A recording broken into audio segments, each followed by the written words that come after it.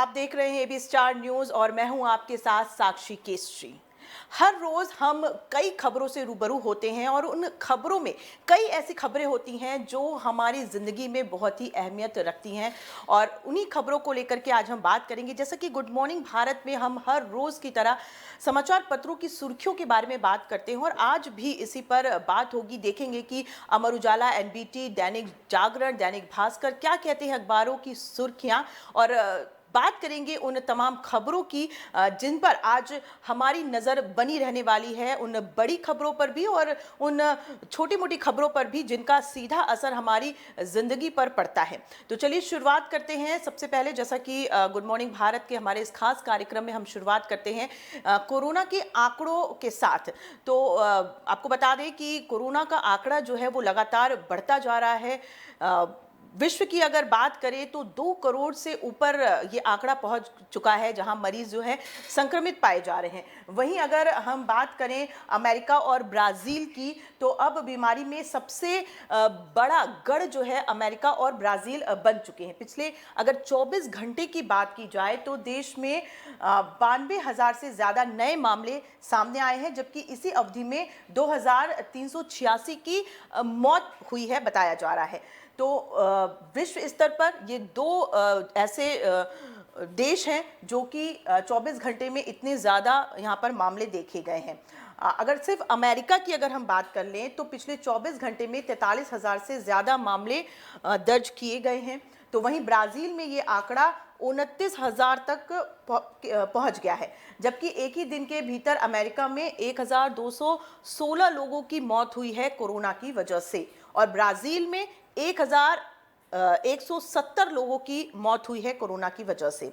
तो अमेरिका में कुल संक्रमितों की संख्या जो है 57.1 लाख को पार कर गई है, जबकि ब्राज़ील में अब तक 34.6 लाख से ज़्यादा मामले दर्ज किए गए हैं। वहीं अगर यूक्रेन की बात करें, देखिए हम अलग अलग देशों के आंकड़े आपको बता रहे हैं, उसके बाद हम धीरे धीरे करके भारत के आंकड़ों पर भी आएंगे। देखिए बहुत अहम हो जाता है सभी देशों के आंकड़ों को जानना और समझने की ज़रूरत है यहाँ पर, क्योंकि जिस तरह से भारत में भी मामले जो है लगातार बढ़ रहे हैं, लेकिन अगर दूसरे देशों की तुलना में करें तो कहीं ना कहीं भारत जो है रिकवरी रेट में आगे चल रहा है। तो अभी मैं यूक्रेन की बात कर रही थी, तो यूक्रेन में जो है सर्वाधिक जो नए मामले आए हैं 24 घंटे के अंदर वो हैं 2,134 नए मामले सामने आए हैं और इस देश में एक दिन में दर्ज होने वाले सबसे ज़्यादा मामले हैं।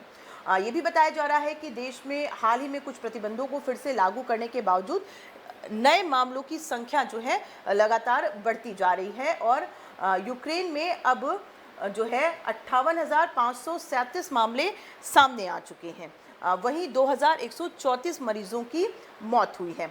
और अगर बात करें पाकिस्तान की, तो पाकिस्तान में 24 घंटे में 513 नए मामले सामने आए हैं और आपको बता दें कि पाकिस्तान में कुल संक्रमितों की संख्या पहुंच चुकी है 2,90,958 तक ये आंकड़ा पहुंच चुका है पाकिस्तान में। राष्ट्रीय स्वास्थ्य सेवा मंत्रालय की अगर माने तो उनका कहना है कि पिछले 24 घंटों में संक्रमण के कारण 8 मरीजों की मौत के बाद देश में कोरोना वायरस के कारण होने वाली मौतों का मृत्यु दर 6,209 तक पहुंच गया है। तो ये रहे विश्व की बात, कुछ ऐसे देशों की बात जो कि लगातार जो है संक्रमण का दंश झेल रहे हैं। भारत में भी लगातार जो है मामले बढ़ते जा रहे हैं, लेकिन साथ ही रिकवरी रेट की बात की जाए तो उसमें भी जो है इजाफा हो रहा है। ये थोड़ी सी राहत देने वाली बात है। वहीं अगर हम कोरोना वैक्सीन की बात करें तो जिस तरह से रूस ने वैक्सीन बनाया स्पुतनिक वी, और इसके बाद जो है वो दावा कर रही थी कि ये जो है हर एक मानकों को तय करते हुए इस वैक्सीन को बनाया गया है और ये बहुत ही कारगर साबित होगा। तो वहीं अब जो खबर आ रही है, जो अपडेट है इसमें ये कि रूस जो है कहीं ना कहीं भारत की तरफ जो है आता हुआ दिखाई दे रहा है। उसका कहना है कि भारत जो है प्रोडक्शन के मामले में अव्वल रहा है और अब वो भारत के साथ साझा करना चाहता है इस वैक्सीन को लेकर के। तो जिस तरह से स्पुतनिक 5 का जो बड़ा पैमाने का उत्पादन होगा वो भारत देश करने वाला है, ये बहुत ही अहम बात है और भारत के लिए भी ये एक अच्छी भी खबर है। हाँ, कि दूसरे देश जो हैं, जो कि विकसित देशों में गिने जाते हैं, वो अगर भारत का रुख कर रहे हैं इस तरह के उत्पादन के लिए, तो ये भारत के लिए एक गर्व की बात है। तो भारत में जो है उत्पादन की क्षमता जो है ज़्यादा बताई जा रही है, इस वजह से रूस की तरफ से जो है ये प्रस्ताव रखा जा रहा है। अगर माने हम रूस के राष्ट्रपति व्लादिमीर पुतिन की, तो उन्होंने कहा कि जो हमने पहला टीका बना लिया है और काफ़ी प्रभावी तरीके से ये बनाया गया है, सभी मानकों को तय भी किया गया है। लेकिन इसके जो उत्पादन की बात हो रही है, जब एक बड़ी खेप जो है वो भारत को देने की बात जो है ये रूस की तरफ से की जा रही है। स्पुतनिक 5 का विकास गामालेया महामारी रोग और सूक्ष्म विज्ञान शोध संस्थान और RDIF मिलकर कर रहे हैं।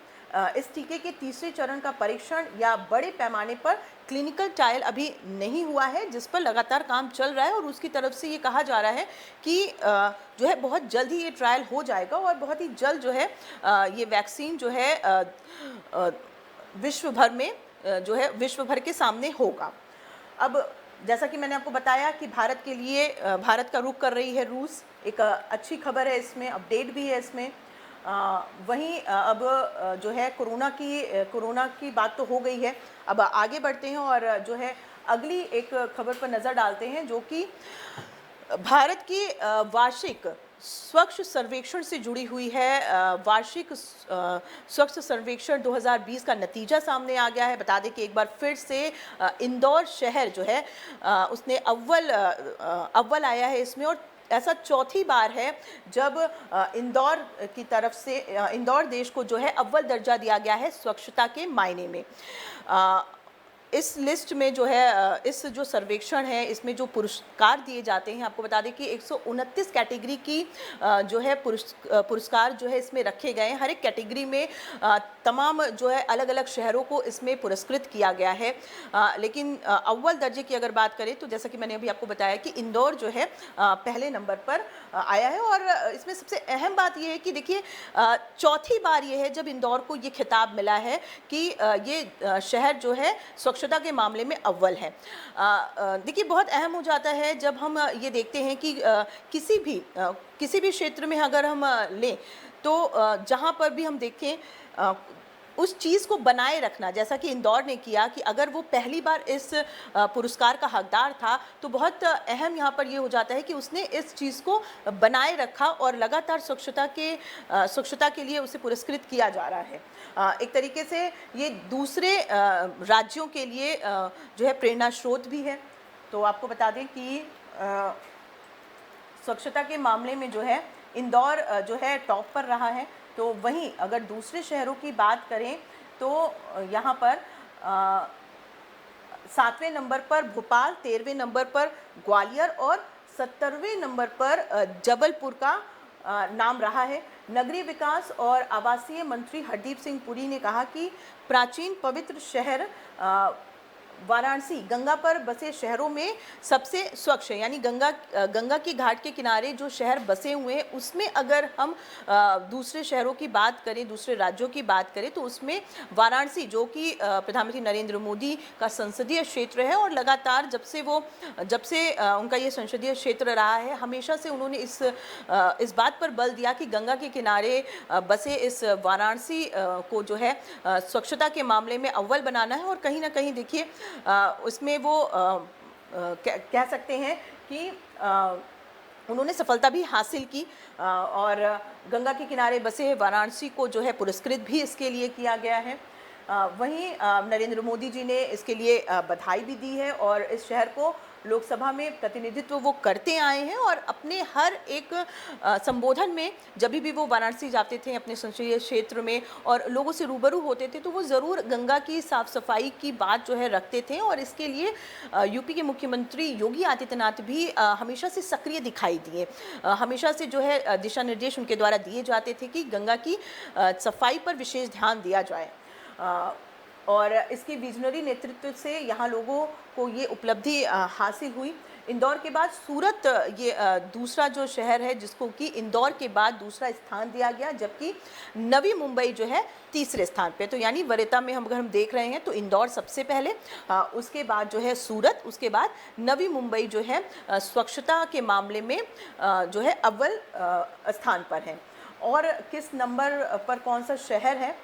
नवी मुंबई के बाद देखिए विजयवाड़ा है, अहमदाबाद है, राजकोट, भोपाल, चंडीगढ़, विशाखापट्टनम और वडोदरा। ये जो है मैंने वरीयता के हिसाब से आपको ये सारे शहरों के नाम बताएं जिनको कि पुरस्कृत किया गया है। स्वच्छता सर्वेक्षण 2020 के लिस्ट में ये शहर शामिल है। और वहीं अगर हम आगे बढ़ते हैं और अब जो है एक और अहम खबर पर नज़र डाल लेते हैं, वो है पेट्रोल और डीजल प्राइस से जुड़ी ये खबर है। देखिए ये पेट्रोल और डीज़ल के दाम जो हैं वो लगातार उतार चढ़ाव पर रहते हैं और इसका सीधा असर जो है वो आम आदमी के बजट पर पड़ती है। इस वजह से ये खबर जो है बहुत अहम हो जाती है। डे टू डे में जब हम पेट्रोल डीज़ल के दामों पर नज़र डालते हैं तो हमें पता चलता है कि फ़िलहाल में क्या इसका रेट चल रहा है। तो पेट्रोल के दाम में 19 पैसे का इजाफ़ा किया गया है। ये आज की बात आपको बता रहे हैं। सरकारी तेल कंपनियों की ओर से आज डीजल की कीमत में कोई बढ़ोतरी नहीं की गई है, हालांकि पेट्रोल की कीमत में 19 पैसे की बढ़ोतरी की गई है। वहीं दिल्ली, मुंबई और चेन्नई में अगर डीजल और पेट्रोल के दाम की बात की जाए तो वहाँ पर भी ये उतार चढ़ाव जो है देखने को मिलता है। दिल्ली में अगर डीज़ल के दाम की बात करें तो 73 रुपये 56 पैसे डीज़ल का दाम है और पेट्रोल का दाम है 81 रुपये 19 पैसे। वहीं कोलकाता में अगर डीज़ल के दाम की बात करें तो 77 रुपये 6 पैसे प्रति लीटर और पेट्रोल की कीमत है 82 रुपये 72 पैसे। वहीं मुंबई में डीज़ल का दाम है 80 रुपये 11 पैसे और पेट्रोल का दाम है 87 रुपये 87 पैसे और चेन्नई में है ये 78 रुपये 86 पैसे और पेट्रोल की कीमत की बात करें चेन्नई में तो 84 रुपये 26 पैसे आज का ये दाम है प्रति रुपये लीटर, मैंने आपको ये बताया। और ये जो कीमत की अगर हम बात कर रहे हैं, जैसा कि मैंने आपको बताया कि इसमें जो है बहुत उतार चढ़ाव जो है देखे जाते हैं। प्रतिदिन जो 6 बजे जो है शाम के होते होते इन कीमतों में जो है कहीं ना कहीं बदलाव जो है देखा जाता है। सुबह 6 बजे से जो है ये जो दरें मैंने आपको बताई ये आज सुबह 6 बजे से जो है ये लागू हो गई हैं। पेट्रोल और डीजल के दाम में एक्साइज ड्यूटी, डीलर कमीशन और अन्य चीज़ें जोड़ने के बाद इसका दाम लगभग दोगुना हो जाता है। विदेशी मुद्रा दरों के साथ अंतर्राष्ट्रीय बाजार में क्रूड की कीमतें क्या हैं, इसके आधार पर ही पेट्रोल और डीजल के दाम देखिए तय होते हैं और जो है अंतर्राष्ट्रीय बाजार में क्रूड की कीमतों में उतार चढ़ाव होते रहते हैं, जिसका सीधा असर पेट्रोल और डीजल के दाम पर जो है असर पड़ता है। चलिए इन खबरों में अब आगे बढ़ते हैं और बात करते हैं अगली खबर की, जो कि जुड़ी हुई है सुशांत केस से जुड़ी हुई है। चूँकि लगभग 2 महीने से ज़्यादा का वक्त हो गया है बॉलीवुड के अभिनेता सुशांत सिंह राजपूत के सुसाइड केस को लेकर के लगातार जो है अटकलें लगी हुई थी। कौन इस पर जांच करेगा, बिहार पुलिस है या मुंबई पुलिस है या सीबीआई? इस पर जो अटकलें थी वो हालांकि कल जो है पूरी वो साफ़ हो गई हैं सुप्रीम कोर्ट की तरफ से। अब सीबीआई को ये जाँच सौंप दी गई है। सीबीआई जो है बीते दिन मुंबई भी पहुँच गई है और आज जो है सीबीआई की तरफ से मुंबई पुलिस से सारी जानकारी जो है इकट्ठी की जाएगी, दस्तावेज लिए जाएंगे। और इसके बाबत आपको बता दें कि सीबीआई की तरफ से 3 टीमें गठित की गई हैं। पहली टीम जो है वो दस्तावेज जो है कलेक्ट करेगी, दूसरी टीम जो है वो पूछताछ करेगी और तीसरी टीम जो है वो सुशांत के शव के पोस्टमार्टम जिन डॉक्टरों ने किया था उनसे बातचीत करेगी और जानने की कोशिश करेगी कि जो रिपोर्ट आई है उसके आधार पर आगे क्या कदम उठाना है। इस केस में देखिए रिया चक्रवर्ती का नाम जो है अब जो है लगातार जो है सुर्खियों में तो रहा ही है, लेकिन अब सीबीआई की तरफ से जांच जो है उसकी परतें जो है अब खुलेंगी और कहीं ना कहीं ये बात भी कही जा रही है और कहीं ना कहीं एक सवाल सा बना हुआ है कि क्या रिया की इस केस में गिरफ्तारी होगी या नहीं। ये तो आने वाला वक्त ही बताएगा, लेकिन सीबीआई ने अपने एक्शन प्लान में जो बात कही है वो ये कही जा रही है है कि सीबीआई जो है अब जो है उन पहलुओं को खंगालेगी जहां पर चूक हुई है। देखिए, लापरवाही जो है शुरू से इस केस में होती रही है, ये बात जो है लगातार कहा गया है। सुशांत के पिता के वकील जो है विकास सिंह, उन्होंने भी कई बिंदुओं को जो है सामने रखा। जब वो मीडिया से रूबरू हुए, उन्होंने कहा कि जब पुलिस मौका वारदात पर पहुंची थी, तब ये बात कही जा रही थी कि सुशांत जो है अगर सुशांत के मौत के पहले की बात की जाए कि सुशांत ने क्या खाया या पिया था, तो उसमें जो है पूछताछ में जो लोगों ने बताया, वहाँ पे जो मौजूद थे उनके फ्लैट में, उन लोगों ने ये बताया कि सुशांत ने जूस पिया था। लेकिन जब रिपोर्ट हम देखते हैं तो रिपोर्ट में इसका जिक्र नहीं है। तो वकील की तरफ से ये पॉइंट उठाया गया है कि रिपोर्ट में आखिर ये बात मेंशन क्यों नहीं है। दूसरा जो एक अहम पहलू वकील की तरफ से उठाया गया है वो ये कि सुशांत के चेहरे पर निशान था। पोस्टमार्टम की रिपोर्ट में उस निशान का कहीं भी जिक्र नहीं किया गया है। आखिर इतनी बड़ी लापरवाही क्यों की गई है? देखिए, जो वकील की तरफ से बिंदु रखे गए हैं, अब उन पर जो है कहीं ना कहीं सीबीआई जो है उस पर अब जांच करेगी। सीबीआई जो है अपनी एक रिपोर्ट जो है वो तैयार करेगी। उसने मुंबई पुलिस से जो है दस्तावेज लेने के बाद जो है सारे बिंदुओं को खंगालने की कोशिश की जाएगी। और ऐसा भी कहा जा रहा है कि हो सकता है ईडी और सीबीआई जो है एक बार फिर से रिया चक्रवर्ती को पूछताछ के लिए बुला सकते हैं। और इसी के बाबत जो है रिया चक्रवर्ती और महेश भट्ट, जो कि बॉलीवुड के जाने माने प्रोड्यूसर हैं, उनके जो है व्हाट्सएप चैट जो है वो अब सार्वजनिक किए गए हैं। उन चैट्स को देखिए, बहुत अहम हो जाता है इन चैट्स को पढ़ने और समझने की भी, क्योंकि जिस तरह से रिया जो है महेश भट्ट से अपने चैट में बातचीत कर रही हैं, वो कह रही हैं कि मैं अपनी ज़िंदगी, ये 8 जून की बात है, 8 जून का जो है ये व्हाट्सएप चैट जो है सामने आया, जब रिया ने महेश भट्ट से चैट करने के दौरान ये कहा कि मैं अपनी ज़िंदगी में अब आगे बढ़ गई हूँ, और कहीं ना कहीं शांति महसूस कर रही हूँ, अब मेरी लाइफ जो है बहुत ही ठहरी हुई लग रही है। तो देखिए, इनके चैट से जो है कहीं ना कहीं ऐसा लगता है कि रिया जो है, हालांकि इस चैट में सुशांत का नाम कहीं नहीं है, लेकिन ऐसा लगता है कि रिया जो है अपने और सुशांत के बीच के जो रिश्ते थे, जो उनके बॉन्डिंग थी, उसके बारे में कहीं ना कहीं वो महेश भट्ट से जो है साझा करती रही होंगी, जिस उनके वीडियो चैट से जो है ये पता चलता है। अब इस चैट को जो है और भी खंगालने की कोशिश की जाएगी।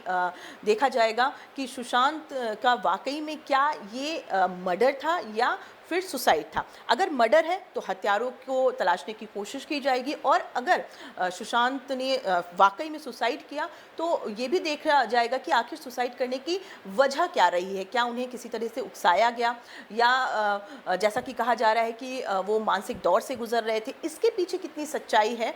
अब सीबीआई के हाथ में चूंकि ये सारा मामला जा चुका है, तो अब जो है अब इसकी परतें जो हैं धीरे धीरे लगातार खुलेंगी, और इस पर जैसे भी अपडेट्स आते रहेंगे, जो भी चीज़ें सामने आएंगी, पल पल की अपडेट एबी स्टार न्यूज़ भी आप तक पहुंचाता रहेगा। और इसके लिए जो है आप एबी स्टार न्यूज़ जो है लगातार देखते रहिए, क्योंकि हर एक अपडेट पर हमारी भी नज़र लगातार इस पर बनी हुई है। और आप देखिएगा, एक एक जो भी अपडेट्स होंगे वो हम आप तक पहुंचाते रहेंगे।